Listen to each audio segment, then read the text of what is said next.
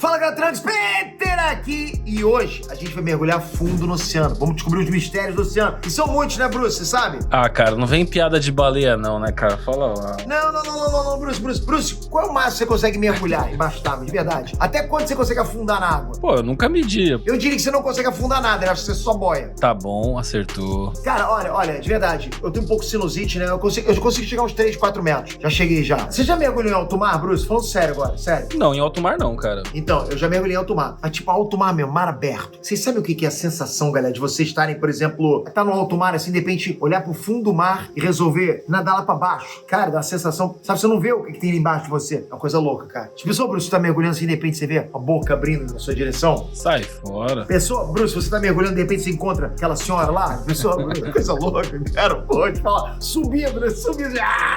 Eu sei o seguinte, parece que a gente não descobriu nem 1% do que tem no fundo do oceano. Nem 1%, ok? E os 99% que a gente não descobriu é muito bom. Eu ia falar que é muita coisa, é 99%. Vamos começar, Bruce? Vamos nessa, cara.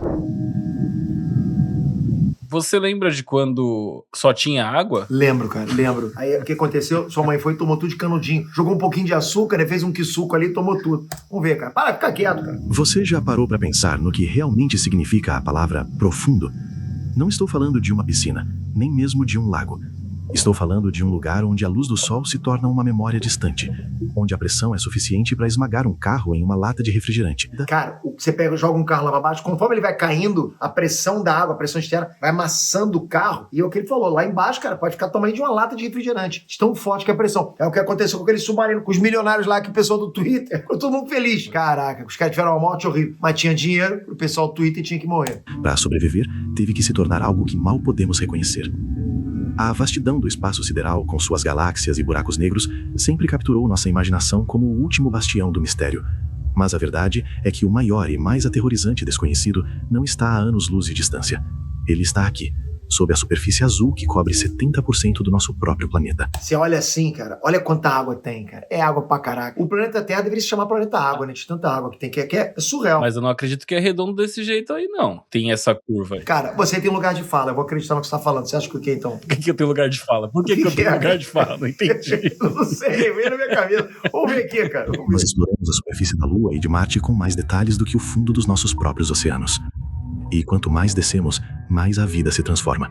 Não em algo bonito, nem em algo familiar. Meu irmão, galera, se qualquer um de vocês desce, encontra um bicho desse, cara, parece, meu irmão, parece, pô, o negão da piroca agora, com a dentadura lá na frente, cara, não dá não, cara. Mas em algo que parece ter saído de um pesadelo cósmico. O título deste vídeo não é um exagero. Quanto mais fundo, pior fica. E a razão para isso é a mais perturbadora de todas. As criaturas das profundezas não são monstros por escolha. Elas são a manifestação física das leis mais brutais da física e da biologia. Você para e pensa, se um carro que você joga no fundo do oceano vira uma lata de refrigerante, o que acontece? Você pega um bicho desse que vive lá embaixo, naquela densidade absurda, você traz pra cima. Ele vira o Hulk. Explode, cara. Ele vira o Hulk. Ele não vira o Hulk porque a densidade continua mesmo, mas ele vai inchar e provavelmente vai virar geleia. Elas são o que a vida se torna quando é forçada a desistir de tudo o que consideramos normal. Imagine um predador que tem dentes tão longos que, se tentasse fechar a boca, eles perfurariam seu próprio cérebro. Ou um isópode, um parente daquele bicho de conta que você encontra no jardim, mas do tamanho de um gato. Ou ainda, um peixe que é literalmente uma massa gelatinosa. Um corpo que só mantém sua forma sob a pressão esmagadora de milhares de metros de água. Parece uma camisinha boiando. Bom, você já deve ter visto várias, eu não sei como, mas assim, cara, você pega, é um peixe, você viu, o peixe era achatado. Porque quando ele fala milhares de metros d'água na cabeça ali, cara, só pra vocês terem uma noção. Por exemplo, pega lá Foz dos Marianas, que é tipo, acho que é 11 mil metros, né, ou seja, 11 quilômetros. Maior que o Everest, né? Ou seja, a terra pra baixo é maior do que a terra pra cima em morro. Pega um balde d'água de 11 quilômetros de altura. 11 quilômetros de altura, ok? Bota esse balde d'água na tua cabeça. Faz o seguinte, pega um balde d'água, bota na tua cabeça. Beleza, tá pesando o peso. Agora bota 2. Porra, dobrou o peso. Agora dobra de novo, né? Vai ficar cada vez mais pesado. Bota uns 10 balde d'água. Agora bota mais, bota 20, bota 100, bota 500. Meu irmão, bota até chegar a 11 quilômetros. Pô, tu vai ficar assim, vai virar uma moeda, né? Uma panqueca. A cada metro que descemos, a vida se torna mais desesperada, mais eficiente e, inegavelmente, Cara, olha esses bichos, cara. Olha isso, cara. Porra, parece The Last of Us. Isso aqui parece um fungo. Ô, Bruce, olha a quantidade de vida que deve ter lá embaixo, cara. Muito. A gente não conseguiu nem Não conheceu nem 1%, cara, do que tem lá embaixo. Mas se a gente não consegue chegar lá, como que sabe que tem esses bichos lá? É que a gente consegue chegar, mas com muita dificuldade, com submarino, né? Com aqueles robô. Com robô a gente chega também, mas com muita dificuldade. Não dá pra você, não tem mobilidade pra ir pra lá e pra cá, como você tem na superfície. Então, você não conhece muito, cara. Fora onde os bichos estão intocados, onde o ser humano não consegue entrar. Mais assustadora. Não é uma questão de maldade, mas de pura, fria e implacável adaptação. O que você está prestes a ver é a prova de que, para sobreviver no abismo, a natureza precisa se tornar alienígena. E a pergunta que fica é, se o que já encontramos é tão perturbador, o que mais está escondido na escuridão que nunca alcançamos? Para entender por que a vida se torna tão extrema, precisamos primeiro mapear o inferno aquático. O oceano é dividido em zonas, e cada uma delas impõe um conjunto de regras de sobrevivência mais severas que a anterior. Começamos na zona epipelágica, a camada superficial, que vai de 0 a 200 metros. 0 a 200 metros. 200 metros, meu irmão, o cara que desce a 200 metros, desce 100. Equipamento já tá batendo recorde mundial. Acho que não sei nem se consegue chegar a essa profundidade. Mas 200 metros de água, eu já morro, cara. Se eu descer 200 metros de água, de tanta pressão que fica na cabeça. E 200 metros é só o comecinho, cara. Aqui que a luz do sol brilha, onde a fotossíntese acontece. Calma aí. A luz do sol brilha na superfície, mas, irmão, desce lá uns 10, 20 metros, não tem mais luz não, cara. Acabou. A maioria da vida marinha que conhecemos, baleias, golfinhos, peixes coloridos, é o nosso mundo. A partir dos 200 metros, entramos na zona mesopelágica, ou a zona do crepúsculo. A luz solar ainda penetra, mas é fraca demais para fotossíntese. É um mundo de sombras. A temperatura começa a cair drasticamente. É aqui que encontramos criaturas como o peixe machadinha, com seus olhos tubulares voltados... Ô, Bruce. Olha lá, cara. Olha lá. Não. Olha a cara. Olha. Fazer de lado, ó. Tá isso, cara. ...para cima, tentando captar o último resquício de luz. E a lula vampira, que apesar do nome assustador, é uma criatura relativamente pequena e inofensiva. Não quero saber. Se esse bicho aparece na minha porra mesmo, parecendo uma corneta, uma antena parabólica, cara, eu vou vazar na hora. Mas que já anuncia a mudança de paradigma. A verdadeira escuridão começa na zona bate-pelágica, que se estende de 1.000 a 4.000 metros. Esta é a zona da meia-noite. A luz solar não chega aqui. A única luz é a bioluminescência produzida pelas próprias criaturas. A pressão é imensa, a temperatura é quase congelante e a comida é extremamente escassa. É neste reino que a biologia começa a se distorcer. É o lar do famoso peixe pescador, onde a fêmea, muito maior, usa um apêndice luminoso, o esca, para atrair presas na escuridão total. É também onde o peixe víbora vaga, uma criatura que parece... Olha os olhos desses bichos, cara. Repara só. Para atrair presas na escuridão Olha isso, cara. Parece uma pintura do Picasso, né? Aquelas coisas que não dá nem pra entender direito. total. É também onde o peixe víbora vaga, uma criatura que parece... Isso que eu ia falar, cara. Olha o dente de um bicho desse, cara. Irmão, cara, o bicho desse fura outro bicho desse aí fácil, cara. Só com dente. Parece ter sido desenhada por um artista gótico, com seus dentes desproporcionais. Exato, Picasso. Abaixo de 4.000 metros, entramos na zona abissal.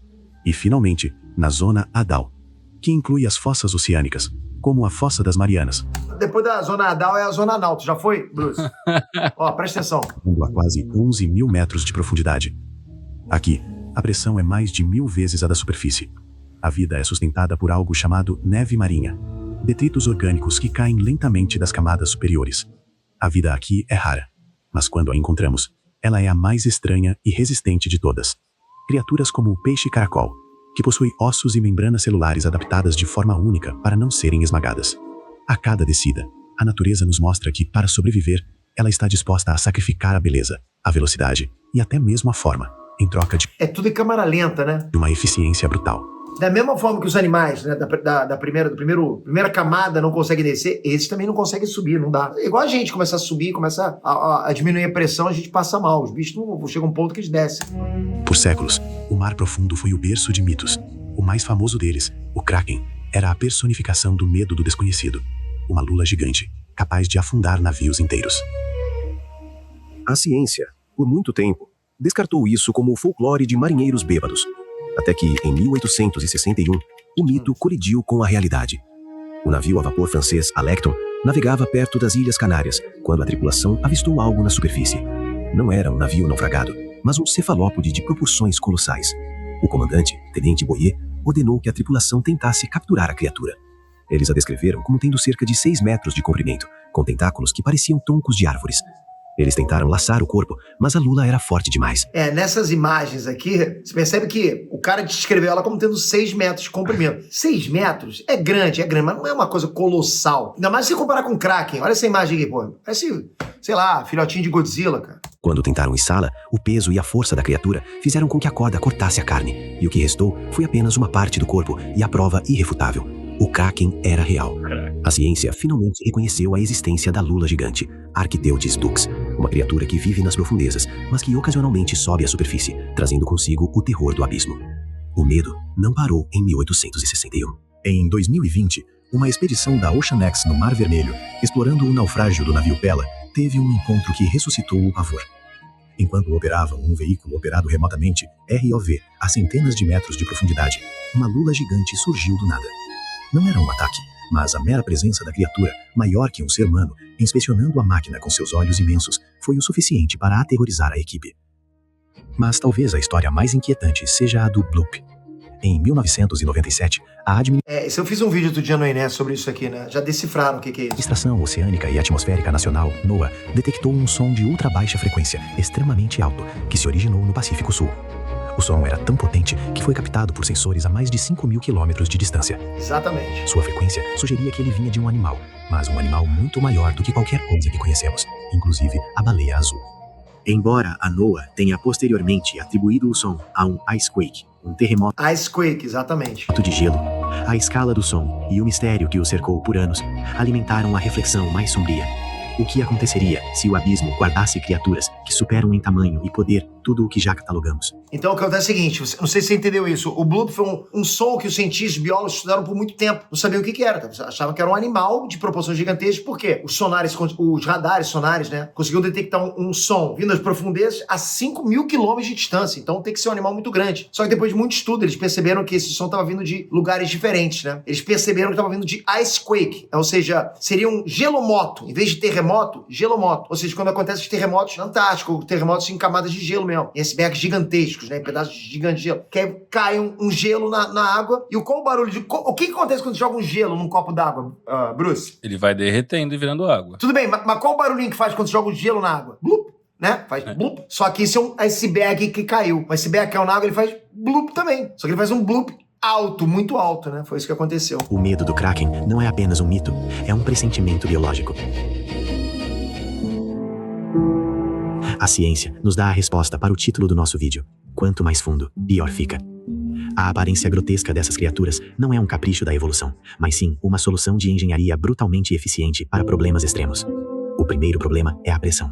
A cada 10 metros de profundidade, a pressão aumenta em uma atmosfera. A 4.000 metros é como ter 400 elefantes equilibrados em cima de você. Caraca! 4.000 metros, cara. Muitas criaturas abissais, como o infame peixe-bolha, blobfish, abandonaram a bexiga natatória e desenvolveram com densidade. Com todo respeito, parece o Sérgio Sacani. É verdade, é verdade. Tem que ver isso aí, cara. Tem que falar com os caras lá. Desenvolveram com densidade muito baixa. Eles são essencialmente massas gelatinosas. Na profundidade, essa estrutura é perfeitamente funcional. Percebe? Na profundidade, a estrutura desse peixe é funcional, porque ela é adequada para ficar nessa profundidade aí. Mas quando trazidos à superfície, a falta de pressão faz com que seus corpos colapsem e se espalhem, transformando-os nas criaturas derretidas e tristes. É uma maldade, né, cara, de trazer um bicho... O ser humano pegar um bicho desse e trazer pra superfície, cara... Ai, cara, dá raiva disso aqui. Será que o sabor é bom, cara? Não sei, cara, não sei. Não faço a menor questão de comer isso aí. Aliás, por acaso, me lembrei agora do... Não sei se você tá sabendo. Viu o negócio do cachorro orelha? Tu viu isso, cara? Eu vi isso daí. Olha, eu nem vou comentar, porque assim, eu sabia só que os moleques tinham matado, né? Mas depois eu fiquei sabendo de outras coisas que eles fizeram com o cachorro. Eu não vou falar pra não causar... embrulhar o estômago de vocês. Mas eu fiquei, assim, cara, chocado, horrorizado, impressionado com que onde o ser humano consegue chegar. E pra mim não tem, sabe, não é porque os moleques têm 16 anos que, são crianças, cara, pra mim são demônios, cara. Os moleques fazerem isso com um ser vivo, do que eles fizeram, ok? Eu realmente tô evitando de falar pra vocês, mas acredito na peça pior que você pode pensar pra um cachorro, pra um animal. Esses moleques fizeram. Queria só aproveitar esse espaço pra poder falar, que eu tô vendo um animal aqui, tô lembrando de... Quer dizer, tô vendo uma tortura com o animal aqui no vídeo, tô lembrando de outra que foi feita aí, no Brasil, na frente de todo mundo. Isso é o seguinte, cara, a justiça não vai conseguir fazer muita coisa porque eles são menores, mas eles vão ter que tomar cuidado agora, porque o Brasil inteiro sabe quem eles são, né, cara? O segundo problema é a escassez de alimento. No abismo, uma refeição pode ser a única chance de sobrevivência por meses. Por isso, a evolução favoreceu a criação de armadilhas biológicas perfeitas. Aqui é como se fosse o filme Poço, né? Eles se alimentam geralmente com o que cai lá de cima e, logicamente, canibalizando outras criaturas aqui. O terceiro problema é a escuridão total. A solução é a bioluminescência, presente em mais de 75% das criaturas abissais. Mas não se engane, essa luz não é para iluminar o caminho, é uma arma. O peixe pescador usa seu ska como uma isca luminosa, atraindo presas curiosas diretamente para sua morte. Outras criaturas usam a luz para a contra-iluminação, emitindo um brilho fraco na parte inferior do corpo para se camuflar contra a pouca luz que vem de cima, tornando-se invisíveis para predadores que olham para cima. A revelação científica é que a feiura e o terror dessas criaturas são, na verdade, a mais pura forma de beleza funcional. Caramba, elas são olha. máquinas de sobrevivência otimizadas para um ambiente que deveria ser inabitável. Você viu o filme O Segredo do Abismo? Alguém viu esse filme aí? Não vi não. Exatamente, é do James Cameron, inclusive, um filme acho que do final dos anos 90, se não me engano, enfim. Cara, um filme espetacular, cara. Espetacular do James Cameron, onde mostra alienígenas também no fundo do mar, né? Eles têm esse formato daí, ó, meio com bioluminescência também, é bacana demais. Porque é um alienígena isso aí que a gente vê. A adaptação mais perturbadora do abismo é o fenômeno conhecido como gigantismo abissal. Em contraste com a escassez de comida, muitas espécies de águas profundas são muito maiores do que seus parentes de águas rasas. O isópode gigante, que se parece com um bicho de conta do tamanho de um gato, e a lula gigante são exemplos disso.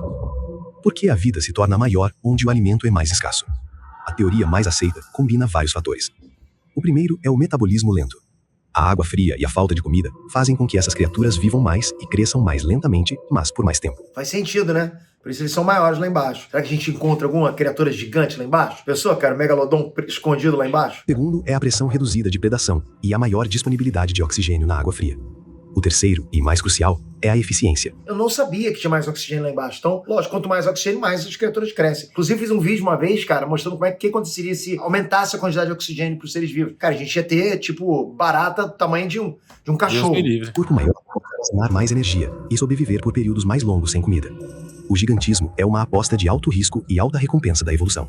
É a prova de que, no fundo, Peraí, tosse aí, André, você tá liberado, vai. Você já virou a nossa torcedora oficial. A vida não apenas sobrevive, mas prospera em uma escala que desafia nossa compreensão. Mas a reflexão mais sombria não é sobre as criaturas, mas sobre nós. A Fossa das Marianas, o ponto mais profundo do planeta, foi alcançada por humanos apenas algumas vezes. Viu? E o que encontramos lá, antes mesmo de catalogar todas as espécies, foi o nosso lixo. Sacolas plásticas e microplásticos foram descobertos nos pontos mais remotos e inóspitos do oceano. O ser humano é um vírus, né, cara? Sim. Não tem jeito. Pro planeta ele é um vírus. E isso nos leva a uma conclusão perturbadora. O abismo, que deveria ser o último refúgio intocado, já está contaminado. A escuridão que esconde criaturas alienígenas também esconde a marca indelével da nossa civilização. Pense nisso. A cada ano, fazemos mais descobertas sobre a geologia e a biologia de outros planetas do que sobre o nosso próprio oceano. A NASA tem mapas mais detalhados da superfície de Marte do que a NOAA tem do fundo do mar. E isso significa que, a qualquer momento, uma nova expedição pode encontrar algo que reescreva os livros de biologia, algo que torne o peixe pescador um animal de estimação fofo em comparação. O oceano profundo é um lembrete constante de que a Terra ainda guarda segredos que desafiam a nossa ciência e a nossa sanidade. Sem piada. Vou tentar. Esses bichos aí devem ser muito mais antigos que os próprios dinossauros, né, cara? Eu acho que essa camada mais baixa do oceano praticamente não foi afetada pela mudança climática que teve pós-meteoro, né, pós-colisão. Exatamente. Porque estava muito longe de qualquer tipo de efeito estufa que pudesse ter tido lá com as nuvens tampando lá o sol. Guarda segredos que desafiam a nossa ciência e a nossa sanidade. E o que é mais assustador, o que está lá embaixo não está preso. Em certa forma tá assim. Voltamos à escuridão, onde a pressão é a única lei e a luz é um luxo. Vimos que as criaturas das profundezas são o resultado lógico de um ambiente ilógico. Elas são a prova de que a vida, quando confrontada com o impossível, não desiste. Ela se transforma em algo que nos aterroriza. Mas o terror real não está no que vimos, está no que não vimos. Lembre-se do bloop. Mesmo que a explicação oficial seja um terremoto de gelo, a escala daquele som sugere uma energia biológica que está além da nossa compreensão atual. Uma energia biológica? Como assim, cara? Tosse, vai, Andressa, tosse aí. Foi só um iceberg caindo na água. Que energia biológica, cara? E se a explicação for apenas um conforto que a ciência nos deu para que pudéssemos dormir à noite, a cada nova expedição, os cientistas descobrem novas espécies. Você entendeu o que ele falou, né? E se essa explicação do gelomoto, né? Icequake, foi só algo que a ciência deu pra gente ficar tranquilo, né? Pra gente não se esconder na verdade. Ou seja, tem jeito, cara. Toda narrativa gosta de mostrar pra gente alguma coisa sinistra, alguma coisa misteriosa, sacou? Pra sempre deixar a gente pensando, né? Fica mais interessante, né? Fica mais interessante. interessante, cara. A gente atiça o imaginário, né? E a cada nova espécie, a regra se mantém. Quanto mais fundo, pior fica. Os peixes caracol da Fossa das Marianas, que deveriam ser esmagados, prosperam. As lulas gigantes, que deveriam ser mitos, são reais. O oceano profundo é um sistema fechado. Sacanagem, tá falando das lulas gigantes como se elas fossem o Kraken. O Kraken é que nem você falou, na mitologia ele é do tamanho de um prédio, não de 8 metros. Gigante, cara, gigante. Lula gigante é uma lula gigante que é maior do que a lula que tá na superfície. A vida que evoluiu para suportar pressões esmagadoras e escuridão total não está confinada. Ocasionalmente, por razões que ainda não entendemos completamente. Talvez uma disfunção, talvez uma busca desesperada por alimento, ou talvez apenas um erro de navegação. Essas criaturas sobem. E quando elas sobem, elas trazem consigo um pedaço da escuridão. Elas são um lembrete de que a nossa superfície, o nosso mundo de luz e ar, está apenas a alguns quilômetros de distância de um reino que nos é fundamentalmente hostil. O que acontece quando o abismo decide olhar para cima? O que acontece quando a criatura que evoluiu para ser a máquina de matar perfeita na escuridão encontra o nosso mundo? Nós exploramos apenas cerca de 5% do oceano. Os outros 95% permanecem na escuridão, guardando segredos que a humanidade talvez não esteja pronta para conhecer. A escuridão é vasta, e ela está cheia de coisas. Pense nisso na próxima vez que você olhar para o mar. O que está olhando de volta? Foi bacana, o vídeo foi muito bem feito, né? Foi bacana a narração, as vozes que escolheram foi muito bem feita. Nada tá olhando de volta, né? Não sei se tá sugerindo que existe algum tipo de civilização lá embaixo. Eu sei o seguinte, eu fiz um vídeo outro dia no Enerd sobre objetos submarinos não identificados, ok? Que é a OVNI, a gente chama de OVNI. Então, realmente, são muitas aparições, são muitas declarações, muitos relatos de avistamentos desses objetos, mais do que OVNIs, né? É mais fácil a gente entender o que tem no espaço do que entender o que tem no oceano, porque a gente não tem tecnologia para ficar andando livremente lá embaixo. É muito caro uma expedição lá embaixo e a gente tem pouca mobilidade, por isso que a gente conhece muito pouco. A gente não consegue nem traçar o próprio relevo do fundo do mar, assim, a gente tem pouca informação até disso. Enfim, tem vontade de conhecer o fundo do mar, Bruce? Tão fundo assim? Sinceramente, não. Bruce, eu acho que se colocassem você lá embaixo, você ia ficar com um shape legal. Bruce, temos pergunta de membros? Temos, cara. Manda. Laikari mandou aqui. Eu não sei se você falou alguma coisa no teu Instagram, mas enfim, vou ler a pergunta. Peter, como você tem se sentido em relação ao seu burnout? Acho que você ainda aguenta mais quanto tempo? E como você e o Breno estão em relação à passagem de bastão no Enerd? Qual o nome? Aikari? Eu conheço essa. Laikari.